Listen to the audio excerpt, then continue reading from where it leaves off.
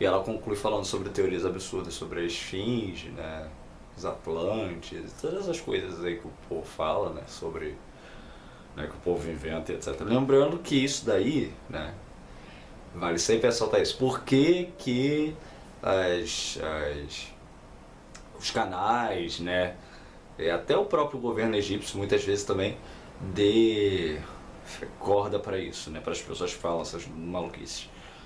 Porque dá audiência, porque atrai turismo e etc. Então por que que o canal lá fica fazendo um monte de vídeo falando sobre Alien e etc? Porque o povo gosta disso, gosta né, da fantasia, gosta de acreditar no absurdo e etc. Se você chegar e falar assim, não, era todo ser humano que estava ali lixando pedra e quebrando pedra para construir monumento, aí isso não chama atenção, entendeu?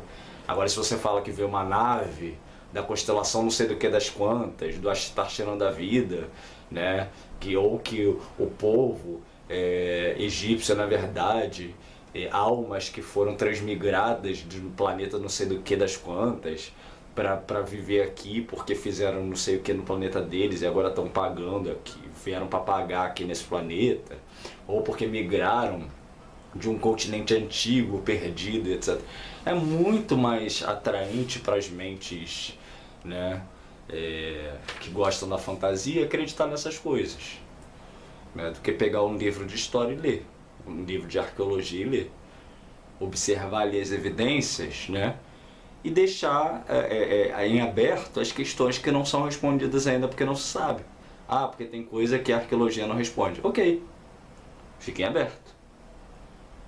Agora, não é a questão de preencher aquilo com fantasia, que não se prova, né? Porque a invencionice nesse sentido é irmã da mentira, né? Então, se não é porque algo não se prova pela ciência, no sentido assim de não se dar uma explicação para aquilo, não se sabe como uma coisa ou outra foi feita, porque é um conhecimento que se perdeu, né? Que aquilo ali tem que ser preenchido com um alien, com coisas fantásticas, etc. Não estou nem dizendo que ET não existe não, tá? Pra mim existe. Pra mim existem outros seres vivendo em outros planetas, disso daí pra mim é uma questão que eu nem penso muito, porque pra mim isso é um fato. Daí dizer que tinha um monte de disco voador voando ali para construir pirâmide, aí é outra história. Bom, chegamos ao capítulo 3. You've got to know where you have been, to know where you are going. Você precisa saber onde você esteve para saber para onde está indo. E aqui ela vem falar sobre os períodos, né? Então o que a gente está entendendo até agora?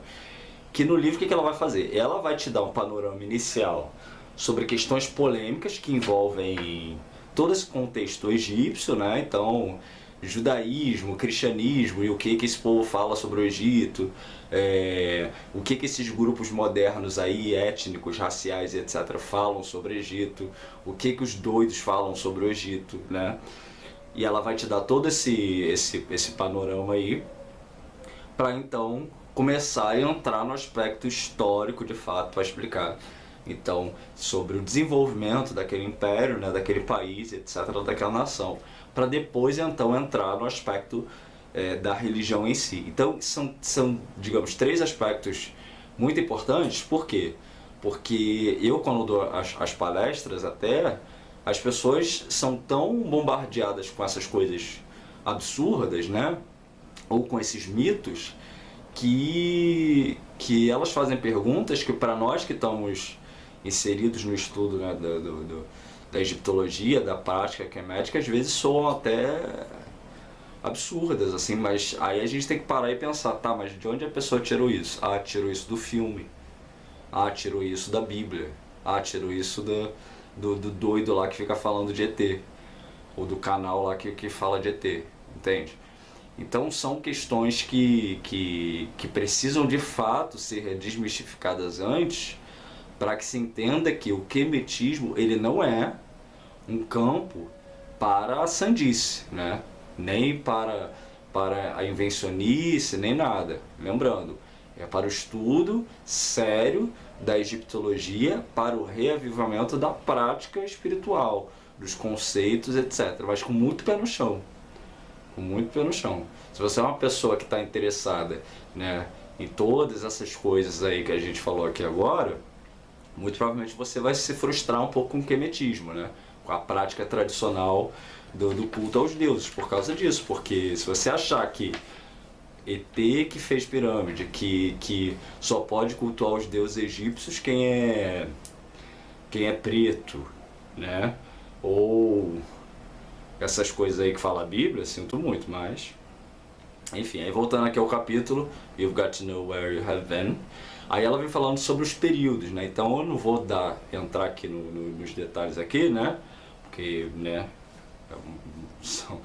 lembrando que aqui a gente está falando dos períodos, então o que acontece? O Egito ele durou ali, né, enquanto o Egito antigo, etc., falando de forma geral, né, antes de Cristo, né, ou seja, antes da Era Comum, por cerca de ali 5.000 anos, vamos botar assim. Então, a gente tem o Egito pré-histórico, né, e ela vem dando os detalhes aqui do Egito pré-histórico.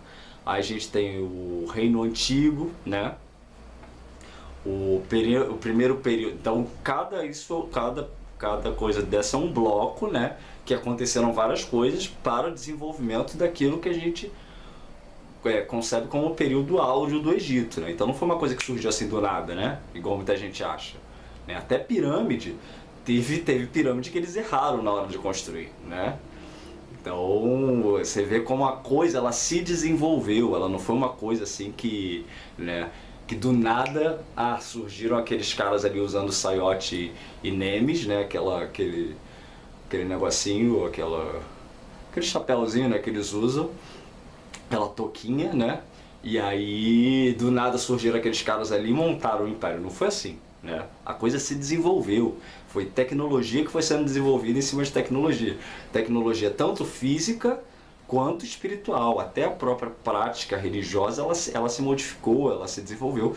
Que a gente está falando de um período de mais ou menos 5.000 anos desse povo. Para vocês terem uma noção, nossa era cristã, ela tem 2022 anos. Então, né, que é a nossa contagem atual, né? Eles viveram antes dessa contagem por um período maior do que o nosso. Então muita coisa aconteceu, né? Então a gente tem o período pré-histórico do Egito, o Reino Antigo, o primeiro período intermediário, o Reino Médio, o terceiro período intermediário, que é o período greco-romano, ali o período que é conhecido como ptolomaico, né, que aí já quando os gregos, né, e romanos já estavam ali muito misturados ao povo egito, então muita coisa foi modificada, eles foram perdendo a essência, né? E talvez tenha sido isso o grande motivo para o declínio de fato daquela civilização, porque tudo funcionava ali porque eles mantinham aquele mesmo sistema, né? Então quando eles foram permitindo que coisas fossem sendo modificadas, etc., outros povos trazendo outras ideias, etc., a coisa foi degringolando, né? Então isso é uma coisa muito interessante de a gente perceber, que tem muita gente que desconsidera, né, o aspecto religioso, né? Mas aí, como esse aqui é um canal que a gente fala sobre esse aspecto, né, do aspecto da espiritualidade, etc., é interessante a gente pensar isso, né? Que muito das práticas elas foram sendo pouco a pouco modificadas, né? Os mistérios ali egípcios, né, eles foram sendo esquecidos, foram se perdendo, porque muita coisa era passada oralmente, as iniciações, etc. A gente não sabe muito sobre o que acontecia nos templos, etc. Tem muita suposição. E com essa chegada de novos povos, etc., né, a gente vai perdendo isso. É o que a gente vê, por exemplo, no Candomblé aqui no Brasil, né, que por ser uma religião de tradição oral, né, a gente sabe que muita coisa se modifica. É tipo um telefone sem fio. Aí o povo fala, porque na minha época não era assim. É lógico que na tua época não era assim.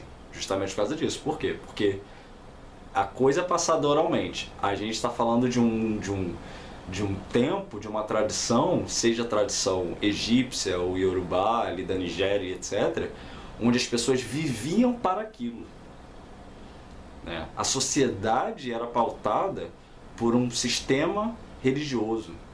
Não é igual hoje em dia que a gente usa a religião como um aspecto da nossa vida, né? Um detalhe, né? Tanto que a gente muda de religião e etc. Naquela época não, as pessoas viviam aquilo ali 24 horas por dia. A sociedade era pautada por aquilo. E o sacerdote, ele tinha condições de viver o tempo inteiro em função daquilo. Então, manter uma tradição oral, né, baseada na memória, etc., era muito mais fácil. Porque você, de fato, vivia aquilo ali no teu dia a dia. E fora que não tinha muita concorrência religiosa, né? Então, hoje, a gente vive numa sociedade muito globalizada, né? Que a informação ela é trocada muito constantemente. Então, essa questão da tradição oral, ela é muito fácil de se perder ou se infectar por causa disso, né? Porque outras ideias vão chegando e vão se infiltrando, e as pessoas vão misturando aquilo e etc. Vão sincretizando as coisas, etc. E aí, você vê, isso aconteceu no Egito, né? Com a chegada dos gregos, etc., dos romanos, a coisa se perdeu a um ponto de quando o cristianismo foi institucionalizado, acabou, né? Então, chegou lá o imperador romano lá e falou, olha, agora acabou de vez isso daí. Não pode mais falar a língua, não pode mais cultuar esses deuses, não pode ter mais procissão, não pode mais fazer esses rituais, acabou. E aí foi quando teve o declínio total. Foi o fim físico da coisa, né? Porque é lógico que a energia espiritual ela permaneceu. Mas é mais ou menos o que a gente vê hoje em dia, né? Que o povo vem falando aí constantemente? Ah, estão branqueando a religião, estão branqueando a Umbanda, estão branqueando a religião X, Y. É isso. É a abertura, essa abertura para o estranho, né, que chega e ele então se infiltra ali, às vezes até com uma boa intenção, mas ele quando sai ele começa a modificar as coisas e nessa modificação ele começa a propagar essa coisa modificada. E aí muitas vezes você perde aquela essência, né? Então é isso que aconteceu, né? Uma parte, né, do que aconteceu, e é isso que a gente está vendo também hoje em dia nas nossas religiões aqui brasileiras, né? Então quando o povo reclama, é isso. Por quê? Porque é muita coisa de tradição oral. Eu particularmente, eu acho que a tradição oral não funciona mais na nossa sociedade. Não funciona, né? A gente já tem esses exemplos aí de sociedades e culturas inteiras que se perderam. O caso dos egípcios, eles são estudados até hoje por causa da escrita, mas tem povos aí que se perderam totalmente porque não tinha escrita. E enfim, e aí a gente corre esse risco sempre. Se não deixar a coisa registrada, se não escrever, né, o que vai acontecer é isso. Esses povos abraâmicos, judeus, cristãos, muçulmanos, etc., eles se perpetuam e se propagam por causa da escrita. Isso é uma coisa importante de ser lembrada. Eles têm referências literárias, eles têm livros sagrados, eles escrevem as coisas. Por isso que eles se perpetuam. Povo que não escreve está fadado ou a ser corrompido na sua estrutura religiosa ou a desaparecer. Povo ou religião, né, no caso. Bom, e aí ela fala em seguida da Era Moderna, né? Ela conclui esse capítulo falando sobre a Era Moderna, né? E aí ela fala, né, que o Teodósio em 384 já da nossa era, né, quando estava já instituído o cristianismo, ele manda fechar todos os templos, né, que foi isso que eu comentei, sendo o último templo a ser fechado o templo de Ísis em Philae, né, que é uma ilhazinha, né, o último templo foi aquele ali. Quando fecha esse templo de Ísis, lembrando que Ísis era uma deusa cultuada até em Roma, na Inglaterra e tudo. Ísis, o culto de Ísis se propagou pela Europa em vários países. Então, quando fecha esse último templo, né, a religião egípcia, tal como era praticada na antiguidade, ela se encerra. Chegamos então ao quarto capítulo, The World According to Them, Ancient Egyptians' Religious Worldview. O mundo de acordo com eles, a visão de mundo do antigo egípcio, do antigo Egito, né? E aí ela vem falando que o que os egípcios faziam, né? E aí a gente começa a entrar aqui no aspecto da religião em si, né? eles observavam a natureza, né? E dessa observação da natureza, eles percebiam que havia correspondências entre as coisas. Por exemplo, tinha o Nilo, né? O Nilo, ele era o responsável pelas enchentes, e eles perceberam que quando aquele rio enchia, aí ele baixava e aí ele tinha uma terra que dava para você plantar coisa ali. E aquilo acontecia ciclicamente, ou seja, todo ano ele enchia e depois ele baixava, e aí a terra ficava próspera, eles podiam plantar. E aí, se eles podiam plantar, eles podiam colher.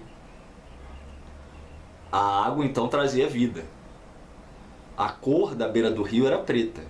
Então era o preto que trazia prosperidade, né? A cor preta da terra, né? Por isso terra negra, Kemet, né?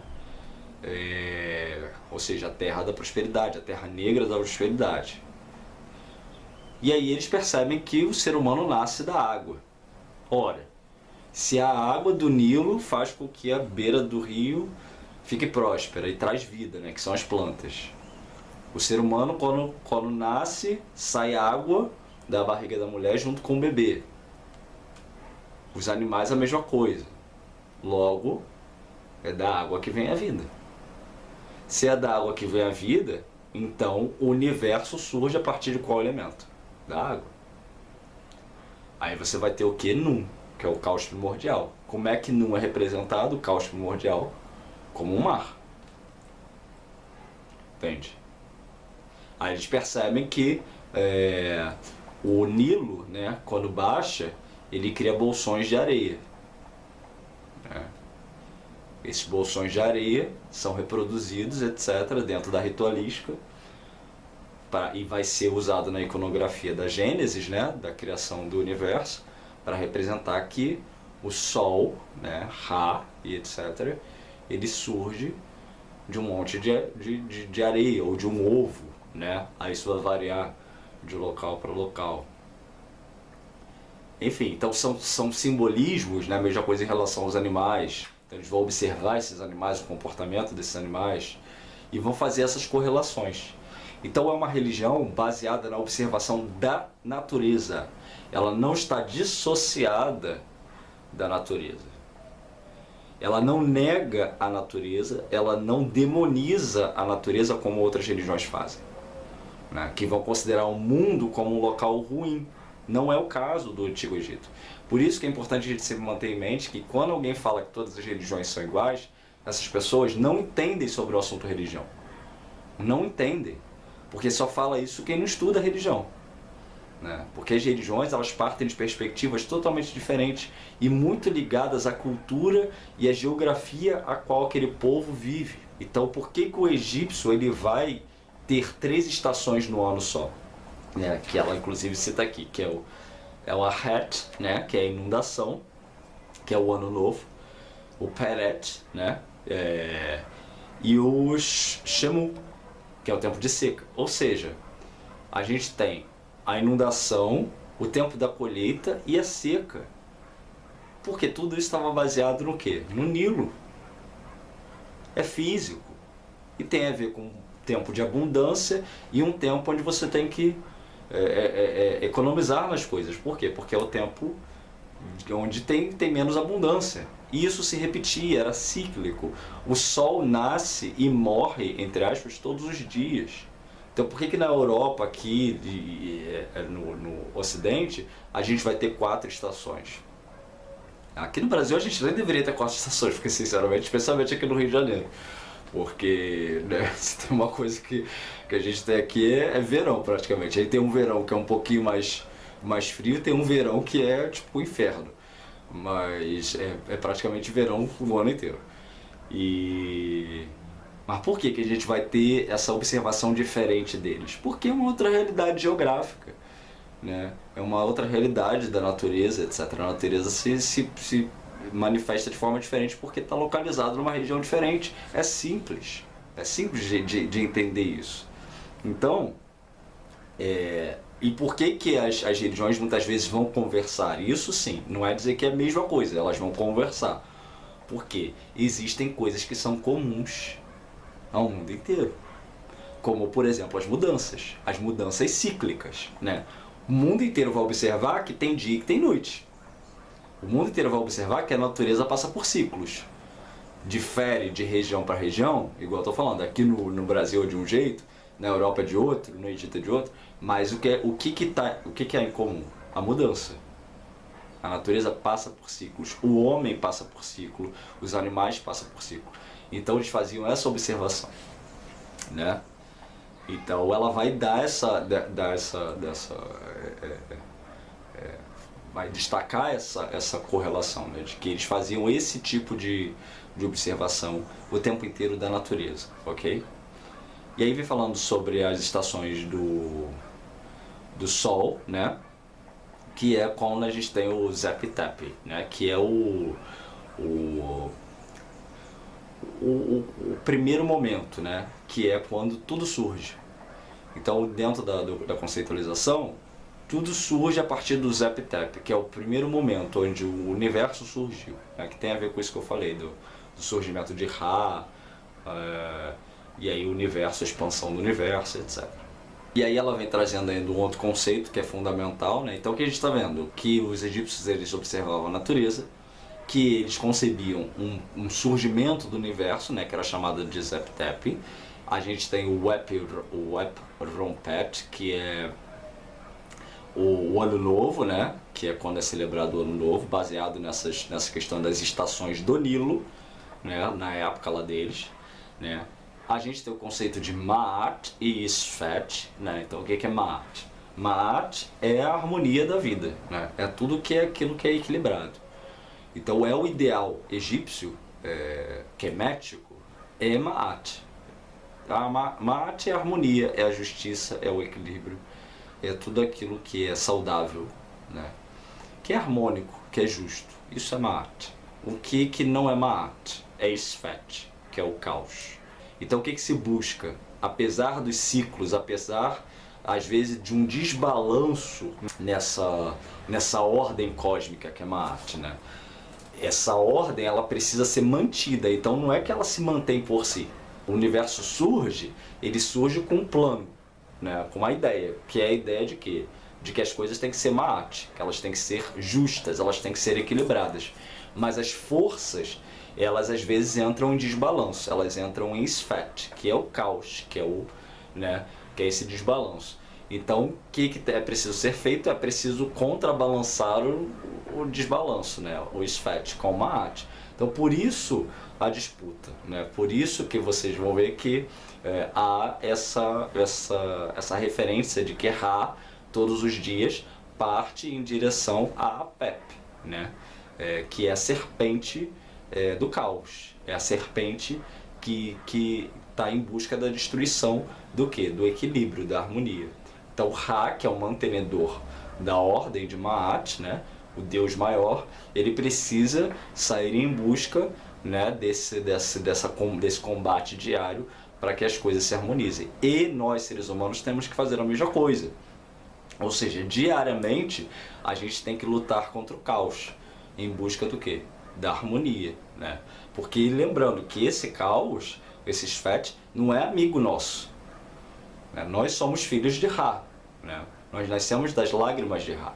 Então, Sfet, né? e Apep e os filhos da revolta, né? Que são os emissários de Apep, né? Da serpente, eles não gostam dos seres humanos, eles não gostam de nada que esteja relacionado à criação. Então eles não estão interessados no nosso equilíbrio, na nossa ordem. Então eles representam tudo aquilo que é nosso desequilíbrio, a nossa destruição, né? o nosso mal, né?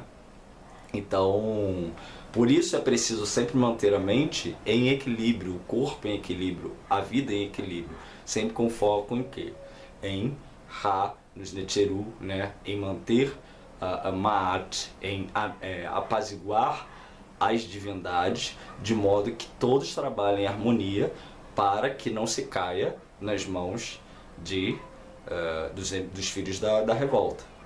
Então, porque eles estão aí para destruição. Então, tem gente que acha assim, não, o conceito de demônio é só coisa de cristão, de judeu, etc. Não, né?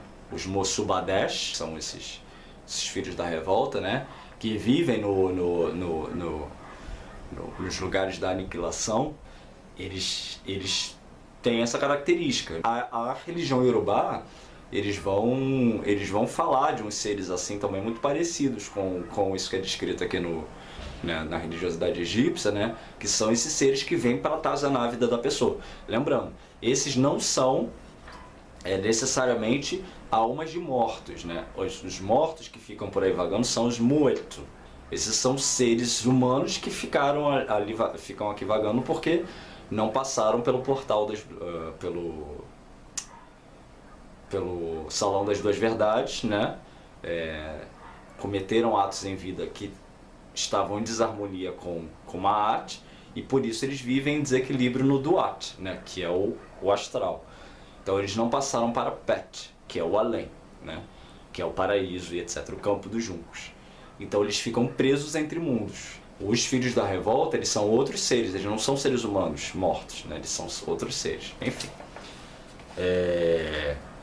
E aí tem toda essa conceitualização. Então entender essas bases é fundamental para entender a lógica egípcia. Então existe uma representação de um mal absoluto? Existe, que é a serpente do caos, né?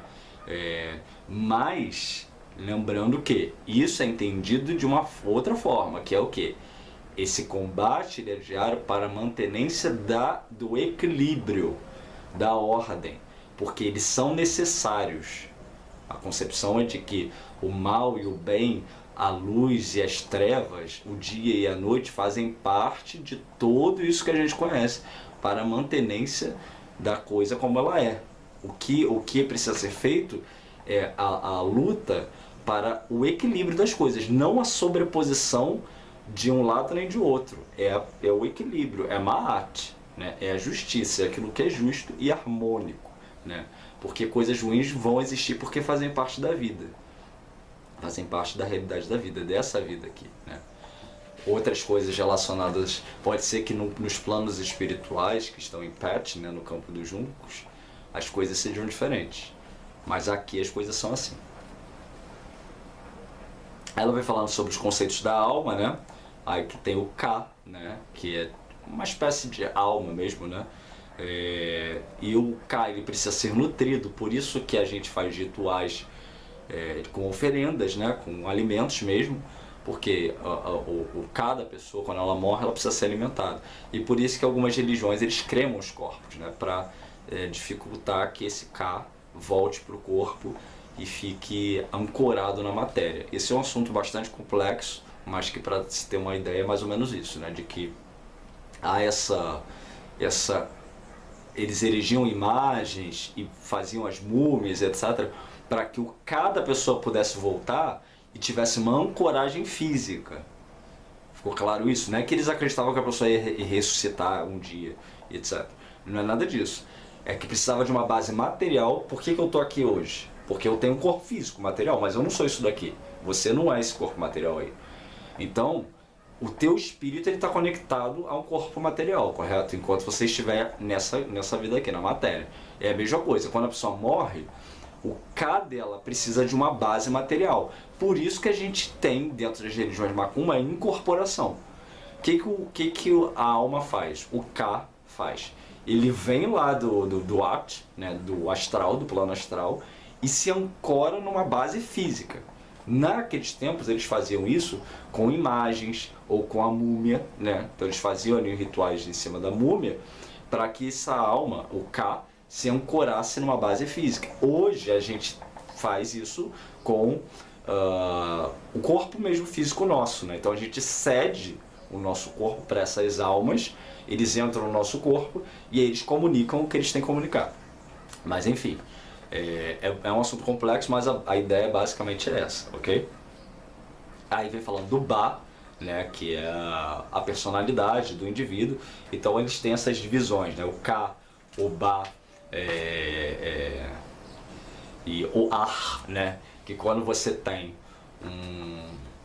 um indivíduo, né, que basicamente ele conseguiu conciliar a sua alma com a sua personalidade num só ser, né? ele se torna um Ar, né? Que é um justo de voz, um indivíduo que alcançou um grau espiritual superior, digamos assim. Então ele é um transfigurado, ele é um espírito efetivo.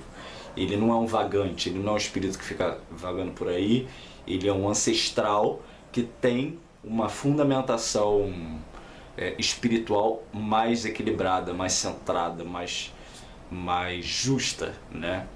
Então vocês podem perceber que é muito parecido com o que outras tradições africanas vão falar e etc. Então, né, mas voltando, são coisas que têm que ser estudadas em detalhes, não é uma coisa que dá para falar assim num vídeo, né, com esse pouco tempo que a gente tem. Mas só para vocês terem essa noção de que existe muitos conceitos por trás de toda a religiosidade egípcia, não é só essa coisa que o povo fica falando por aí, né? Então quem se dedica e estuda e se aprofunda na coisa percebe que a coisa é muito mais complexa, né, do que muita coisa que é dita por aí. Então tem o corpo físico também, né? O nome da pessoa também é levado muito em consideração, a sombra, né, a sombra que a gente tem, o coração também, enfim. E todos esses componentes da nossa vida, né, eles tinham uma função e uma explicação ali. Ela fala ainda sobre os templos dos deuses, né, que eles não serviam de acesso para o público, mas que eles serviam como uma espécie de assentamento gigante, né, onde você tinha que manter aquilo ali, os sacerdotes mantinham aquilo ali porque era entendido que aquela força regia aquela cidade ali. Então era como se fosse uma grande potência energética para manter aquilo ali funcionando. Então não era uma coisa para você ficar ali dentro de um monte de gente rezando igual a gente vê a igreja. Não, você podia fazer isso do lado de fora, nas paredes do templo, etc. Mas o centro, o coração, né, o sanctum sanctorum, né, do templo era reservado aos sacerdotes puros, né? E aí tem toda uma complexidade aí envolvendo essa questão de pureza e etc. E aí, muitas vezes eles pegavam esses deuses, né, em determinadas datas comemorativas, saíam com esses deuses de dentro do templo e faziam procissões, que é o que a gente vê hoje que os católicos fazem, né, por herança dos egípcios, né? Então eles ficavam andando pela cidade ou pelo rio, né? E esses deuses eram levados para outros lugares e as pessoas iam junto, né, fazendo suas orações, etc. E aí chegamos ao capítulo Who is Who of the Egyptian Gods? Quem é quem dos deuses egípcios, né? E aí vem falando, né, que vários seres espirituais são citados, né, dentro da literatura egípcia, de maior ou menor importância, né, ou constância. E alguns são muito locais ali, né, tipo a cidadezinha tem o seu deus ali, outros são conhecidos no país inteiro. E são chamados de Netzeru, né, Netzeru no plural, Netzer no singular. Isso, né, então ela vem citando aqui os deuses. Chegamos então à parte 2, Practice Today, Ancient Wisdom, Modern Lives, que é a prática nos dias de hoje, sabedoria antiga e as vidas modernas. E ela vai falando sobre a questão do altar, e aí vai falar sobre o altar, que muitas pessoas chegam, né, dentro da prática kemética com as ideias abraâmicas, né, que consideram que o altar é só um local para você ficar rezando. E aí, o conceito egípcio não é esse, né? Como eu falei anteriormente, quando você tem, por exemplo, um ícone, um tut, né, uma imagem ali, aquela imagem não é só uma representação do Deus, né? Se aquela imagem passar pelos rituais, etc., ela é o Deus. Entende isso? Ela é o Deus.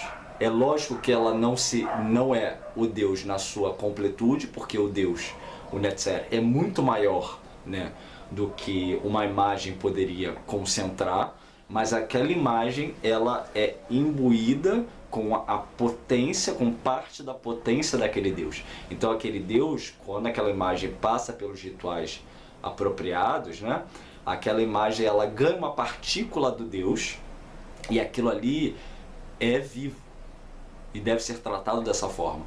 Então você vai limpar aquela imagem como se estivesse banhando ela, você vai vestir aquela imagem que é o Deus, né? Você vai alimentar aquela imagem que é o Deus e etc. Então é uma responsabilidade, né? Que não deve ser feita, então, se você não tiver essa vocação religiosa. Então ela vem falando isso, né? Que as pessoas às vezes chegam dentro da prática quemética e acham assim, ah, não, eu vou montar um altar e é tudo na imaginação e etc, não preciso disso, não preciso daquilo. Você pode fazer dessa forma. É quemético? É egípcio? Não. Entende? Porque essa coisa só de ficar orando, de imaginação e etc, é coisa de outras religiões.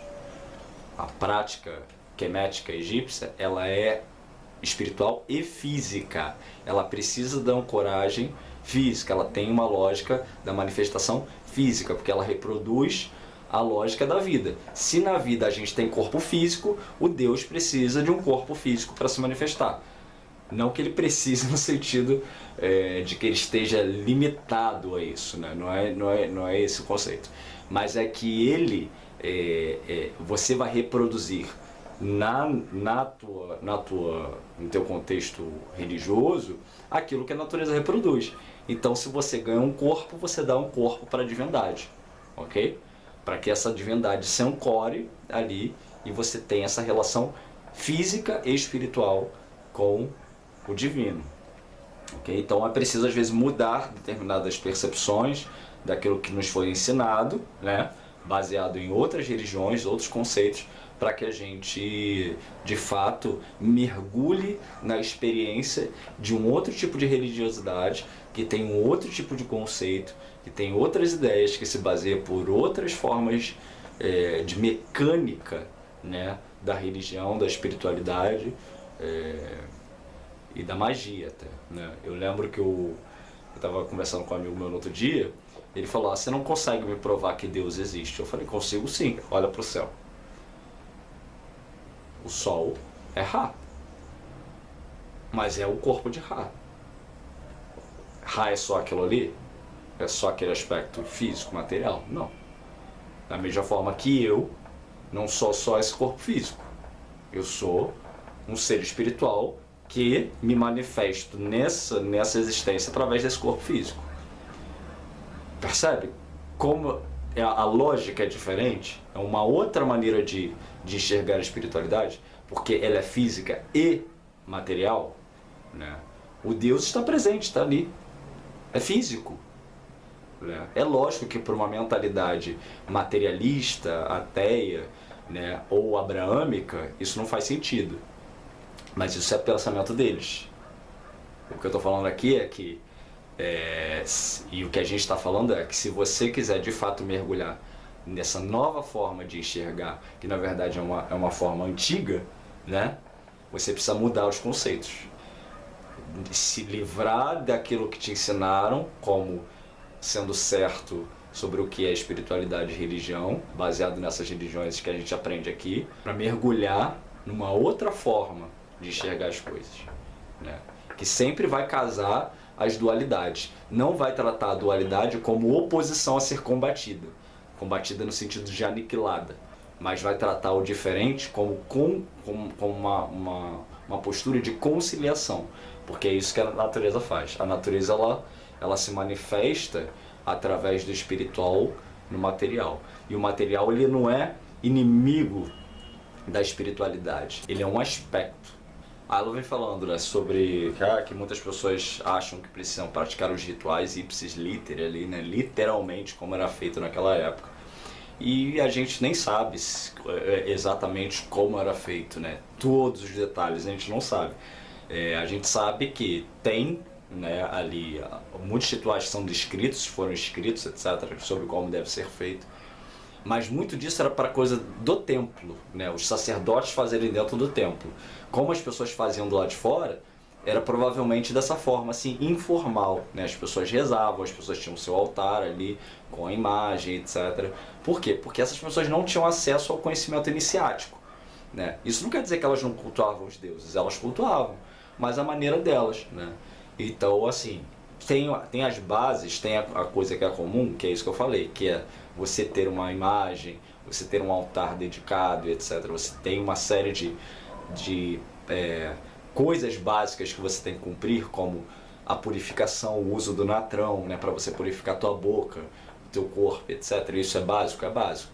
Mas tem aquilo que é muito pessoal também, né? E os deuses entendem, eles se manifestam, né? Eu sou um praticante que é médico, né? Eu cultuo os deuses egípcios e eu posso garantir que se você segue ali as prescrições a nível básico, né, e você se dedica, etc., os fenômenos acontecem. Não é uma coisa assim de imaginação, a coisa acontece. E ela conclui esse capítulo com um ritual simples ali para quem quiser fazer, chamado Iru. Chegamos ao capítulo 7, que é Prayers, Spells and Rites. Orações, feitiços e ritos. Apresenta uma série de sugestões, né, baseadas nisso, né, de orações, ritos e feitiços, né. Do It Yourself Egyptian, que é o capítulo seguinte, que é Faça Você Mesmo. Aí ela vem ensinando aqui algumas receitas, como você fazer natrão, vem dando até um método, né, de como você fazer um cisto, né, que é aquele, tipo um chocalho, né, que é usado para espantar os espíritos negativos e coisas desse tipo, né. Então até as vestes rituais, né, ela vem ensinando aqui como fazer, como fazer alguns óleos, né. As coisas que você tem que ter básicas, né, dentro do seu altar, do seu contexto, para fazer uma liturgia básica ali, né. Então são coisas que você vai ter que ter caso você queira de fato seguir, né, cultuando os deuses diariamente, etc. Então ela vem trazendo o como fazer dessas coisas, né. The Egyptian Liturgical Year, ou ano litúrgico egípcio, né, o capítulo 9. E aí ela vem falando sobre as celebrações que são feitas no ano, né. Eu não vou entrar nesses detalhes aqui porque o vídeo já está bastante longo, né. Mas tem outros livros que eu vou trazer aqui pra gente falar sobre essa questão das datas comemorativas, né, do Ano Novo e etc. Então, é uma religião que tem aí uma série de celebrações, de festas, baseadas em vários deuses, etc., para serem feitas durante o ano. Então não é uma coisa assim que você vai, eu tenho um altar, eu cultuo o deus tal e é isso. Não, se você for mergulhar de fato dentro do contexto quemético, né, você vai ser levado a ver o mundo sob uma perspectiva de celebrações, né, porque os egípcios eles celebravam muito a vida, embora as pessoas associem eles a essa coisa da morte, né, mas na verdade eles celebravam muito a vida, né, então tinha festa o ano inteiro, né, e aí várias datas, né, são observadas, não só para essa questão do Nilo, né, mas por causa de vários outros eventos que poderiam estar associados à natureza, ou datas comemorativas por causa dos mortos e etc. Então toda uma série de celebrações são feitas durante o ano inteiro, ok? E aí em outro vídeo a gente vai falar mais sobre isso. E aí ela vem falando sobre a roda do ano tamirana, né, que é essa versão quemética da Wicca, né? Então o pessoal que vai se basear da roda do ano Wicca, né? Mas colocando ali as celebrações egípcias. Então para quem é Wicca, né? É um capítulo interessante, né? Porque vai encaixar, né, as celebrações egípcias com a roda do ano Wicca. E aí o capítulo 10 é Some Sacred Texts, né, que ela vem falando sobre alguns textos sagrados. Interessante para ter essa referência, assim, de entender que o Egito, né, e o quemetismo tem livros sagrados que não são só o livro egípcio dos mortos, né, tem diversos outros textos aí que são considerados sagrados, são usados como referência, né. E, bom, então o capítulo seguinte, que é o capítulo 11, é a conclusão dela, né? E aí ela vem falando, né, que os deuses eles desejam para nós, né, os Neteru, que a gente seja feliz nessa terra e que eles, né, nos imbuem também da responsabilidade da mantenência de Maat. Então nós como filhos de Ra, a gente tem, né, nós somos descendentes dos deuses, né, então a gente tem a função de colaborar nesse trabalho sagrado, né, que é o que? A mantenência da ordem, da justiça, do equilíbrio. Então nós somos extensões, né, dessa luta, né, que se faz diariamente. Então por isso que Maat é sempre o referencial. Então o Ra está lá no plano espiritual fazendo a parte dele para manter a ordem, e a gente tem que ficar aqui da Terra também lutando por isso, né? Então por isso a gente tem que ser justo, a gente tem que buscar o equilíbrio nas nossas vidas, não só para com a gente mesmo, mas também para com o próximo. Então uma coisa que vai ser muito pregada dentro do Kemetismo é isso: não destrua a natureza, não seja injusto com a pessoa a qual você se relaciona, nem com ninguém. Não seja injusto consigo mesmo. Busque sempre uma arte, busque sempre a justiça, busque sempre o equilíbrio da vida.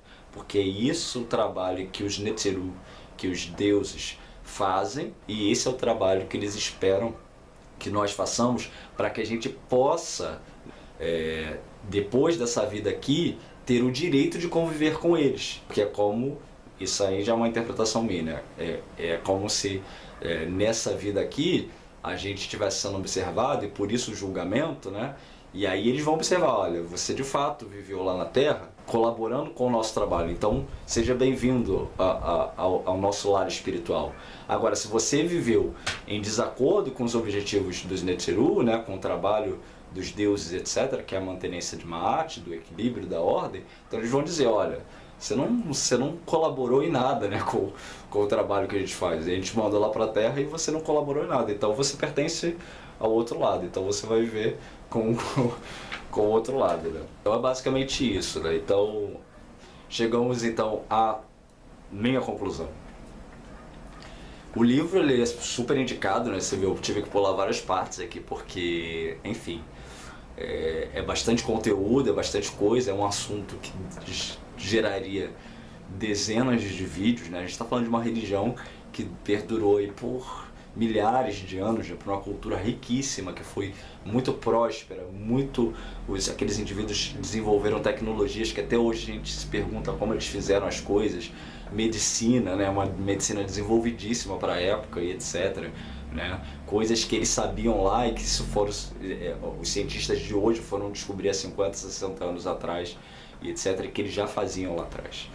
Então, assim, nos vários campos da ciência e da espiritualidade, esses indivíduos, esses egípcios, eles de fato se destacaram, né?